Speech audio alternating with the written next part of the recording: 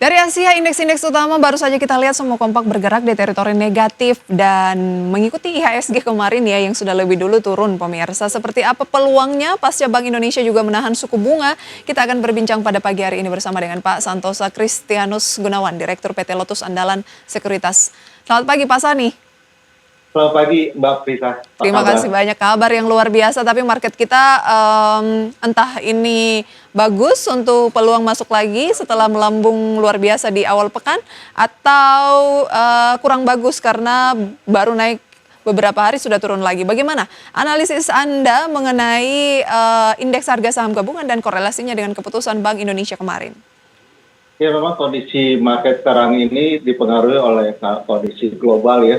Jadi berkaitan sama trade war, ya penundaan daripada pengenaan tarif kepada negara Kanada dan juga Meksiko yang ditunda dalam waktu 30 hari ya. Jadi sekitar akhir bulan atau awal bulan depan ya.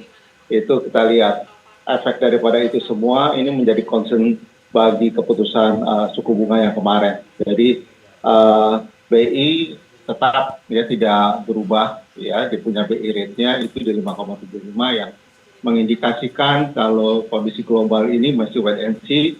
Bahkan dalam catatan BI juga penurunan suku bunga di US ya, keputusan The Fed ini penurunan mungkin sekali dalam tahun 2025. Jadi itu consideration atau pertimbangan daripada BI tidak berubah dia punya suku bunganya. Begitu Mbak Prisa. Lantas kalau melihat pelemahan dari indeks harga saham gabungan lagi-lagi kan yang dilanda aksi ambil untung ini adalah perbankan, kemudian juga ada properti, dua sektor yang dianggap cukup sensitif lah terhadap keputusan suku bunga. Sebenarnya dengan angka 5,75% ditahan, kemudian dari The Fed Bank Sentral Amerika juga menahan suku bunganya melalui risalah yang baru disampaikan semalam. Apa sih sebenarnya yang menjadi concern utama? Bukankah seharusnya fine-fine saja ketika itu ditahan atau seperti apa menurut Pak Sani? Iya memang suku bunga ini memang berdampak terhadap dua sektor ya, terutama ini yang Mbak bisa katakan perbankan dan properti. Jadi ada satu kekhawatiran yang kalau saya perhatikan gitu ya. Jadi penurunan suku bunga ini diperkirakan agak sulit gitu ya kalau misalnya dengan perang tarif, lalu juga tenaga kerja murah di Amerika juga dikembalikan gitu ya, negara jadi banyak illegal migrants di Amerika. Jadi itu akan pengaruh ya yang kita belum pernah lihat ya dengan istilahnya efisiensi juga yang dilakukan oleh pemerintah Trump dan juga pemerintah Indonesia yang mana mengalokasikan pembiayaan itu ke hal yang lain gitu. Tapi mereka mau coba untuk menstimulate ya untuk punya pertumbuhan ekonomi.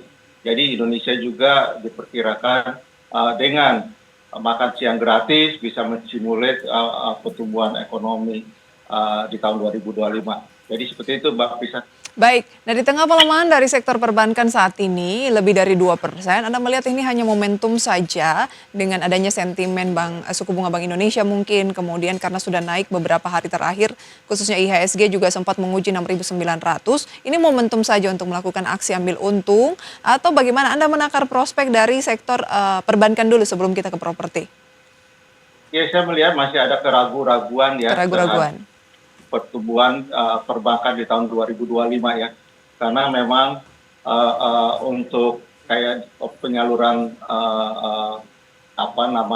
dana yang dari perbankan itu juga sudah cukup tinggi gitu ya. Jadi pertumbuhan perbankan diperkirakan di tahun 2025 ini sulit. Jadi juga penyalurannya yang dipertanyakan karena memang kalau saya perhatikan untuk consumer confidence atau consumer spending ya, banyak sekali orang yang sekarang ini untuk belanja jadi menahan diri Mbak, dan untuk penyaluran kredit diperkirakan di tahun 2025 ini stagnan bahkan ada kecenderungan menurun. Seperti itu, Mbak Prisa. Baik, jadi apa rekomendasi Anda untuk saat ini di tengah perbankan yang mayoritas mengalami koreksi kembali, Pak Sani?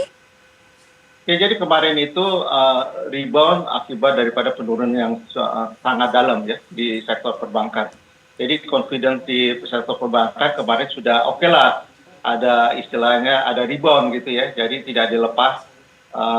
Untuk rekomendasi saya perbankan ini ya menunggu apabila terjadi satu tekanan ya mudah-mudahan dengan disahkannya Danantara ya nanti tanggal 24 Februari itu saya confident gitu. Jadi kita tidak ditinggalkan di pasar modal ini. Jadi banyak investor yang sekarang ini atau belakangan ini atau sebelum-sebelumnya itu kayak kehilangan arah gitu. Ini di mana ya peran pemerintah gitu, kapan intervensi pada saat market jatuh. Tapi sekarang kita confident, saya pribadi confident, jadi pada saat ada penurunan daripada saham-saham perbankan atau IHSG, saya yakin itu momentum mereka untuk masuk atau mengintervensi market. Seperti itu Mbak Prisa. Berarti Pak Sani optimis dengan adanya Danantara, artinya ada peran pemerintah di situ, pemerintah tidak perhatian lah dengan adanya Danantara ini, karena kan banyak yang mengkhawatirkan Danantara sempat agak lama kok nggak diresmi-resmikan begitu.